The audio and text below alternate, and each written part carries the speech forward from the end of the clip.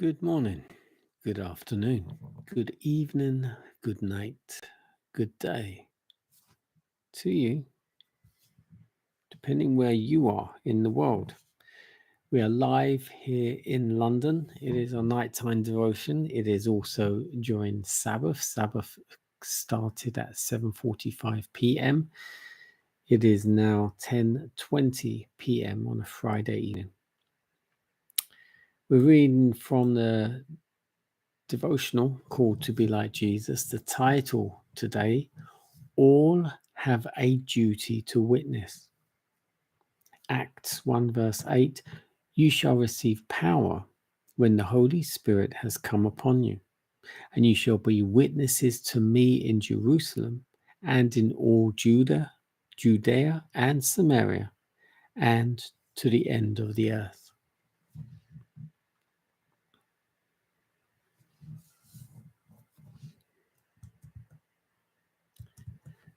My heart has rejoiced to see among the converts so many young men and women with hearts softened and subdued by the love of Jesus, acknowledging the good work wrought by God for their souls. It was indeed a precious season. With the heart man believeth, with the heart man believeth unto righteousness, and with the mouth confession is made unto salvation. God forbid that these souls should ever lose the ardor of their first love, that a strange coldness through pride and love of the world should take possession of their minds and their hearts. It is essential that these who have newly come to the faith should have a sense of their obligation to God, who has called them to a knowledge of the truth and filled their hearts with his sacred peace, that they may exert a sanctifying influence over all with whom they associate. Ye are my witnesses, saith the Lord. To every one God has committed a work to make known his salvation to the world. In true religion, there is nothing selfish or exclusive. The gospel of Christ is diffusive and aggressive. It is described as the salt of the earth and transforming leaven, the light which shineth in darkness. It is impossible for one to retain the favor and love of God and enjoy communion with him and still feel no responsibility for the souls for whom Christ died, who are in error and darkness, perishing in their sins. If those who profess to be followers of the Christ neglect to shine as lights in the world, the vital power will leave them, and they will become cold and Christless. The spell of indifference will be upon them, a death-like sluggishness of soul, which will make them bodies of death instead of living representatives of Jesus. All must lift the cross, and in modesty, meekness, and lowliness of mind take up their God-given duties, engaging in personal effort for those around them who need help and light. All who accept these duties will have a rich and varied experience. Their own hearts will glow with fervor, and they will be strengthened and stimulated to renewed, persevering efforts to work out their own salvation with fear and trembling, because it is God that worketh in them both to will and to do of his good pleasure.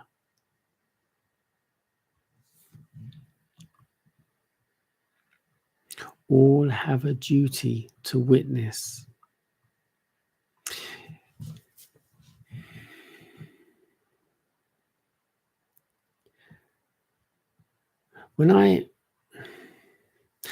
Many people ask me if I'm a minister. They ask, "Are you a pastor?" Not an Italian dish, a pastor. And I say, "No, I'm not a pastor, but I am a minister." "Are you a minister? Wow, okay. So do you have your own church?" I said, "No. I'm a Christian, and my duty as a Christian is to minister. So therefore, I am a minister." And they'll look at me confused. And I said, "Are you a Christian?" "Oh, yes, I believe in God, in Jesus, yes." "Therefore, you're a minister then. Everywhere you go, you must be prepared to speak, tell people about God and Christ." "Oh, yes, I do." "Well, then you're a minister too." And they go,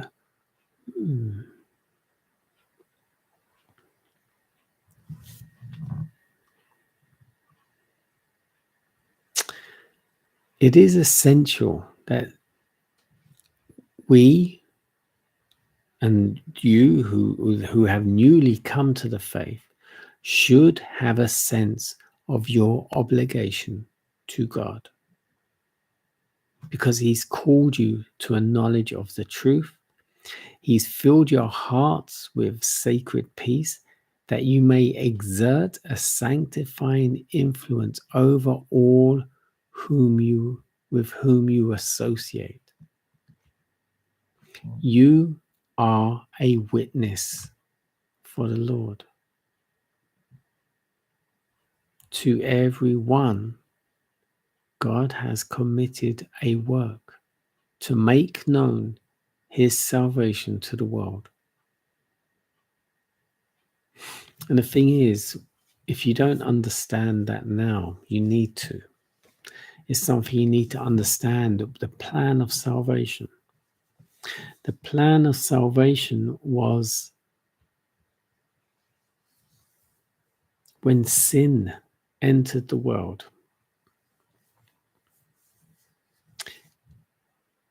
The Father condescended himself to become human flesh, to then beat Satan at his own game. And of course, it's not a game. It's a matter of life and death. But Jesus, Yassa,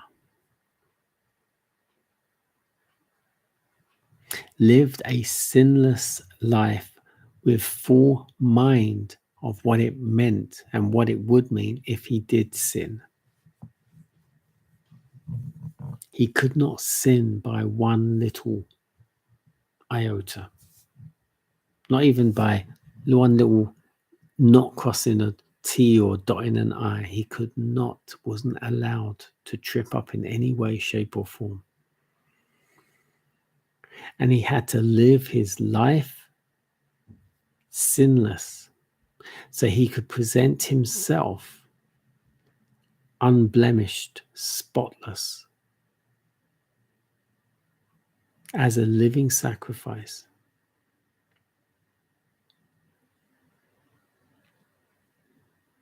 In order that we, who are the sinful ones,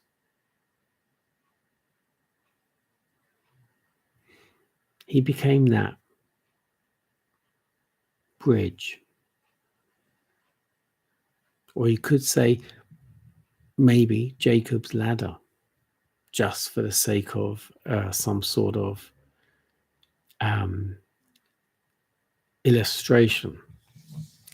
He became Jacob's ladder that we might have a means of getting to heaven.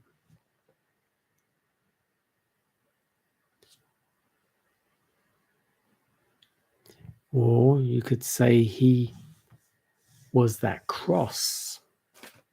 His arms are out, and this arm is on earth, and this arm is in heaven. Or the foot of the cross is earth, the tip of the cross, the top is heaven. And we use that to reach heaven. We use the cross. We use the whole sacrificial service. Not as they used it in the temple of old, though. That temple of old, is gone. That was the ceremonial law nailed to the cross when Christ died.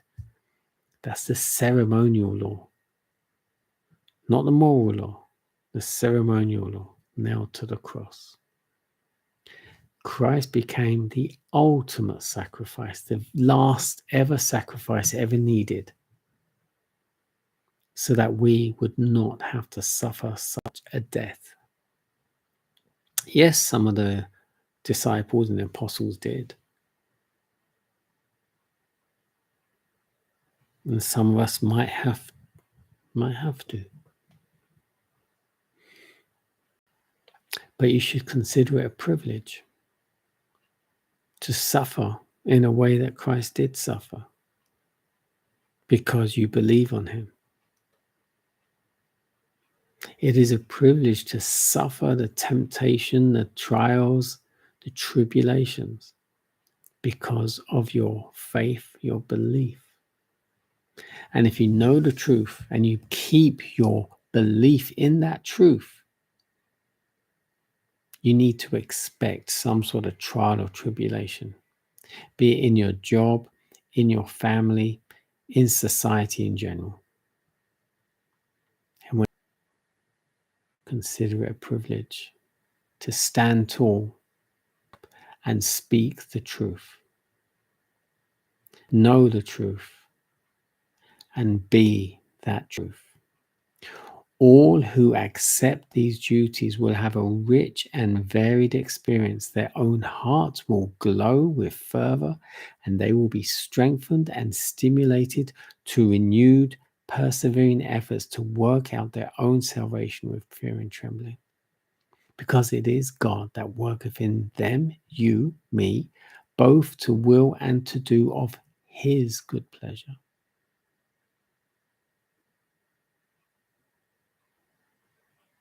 And if you die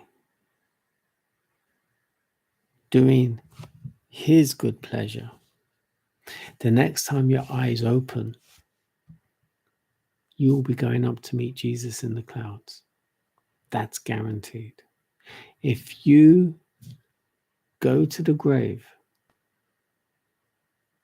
with your heart full of God, your mind focused on heaven, on the Christ, on God the Father,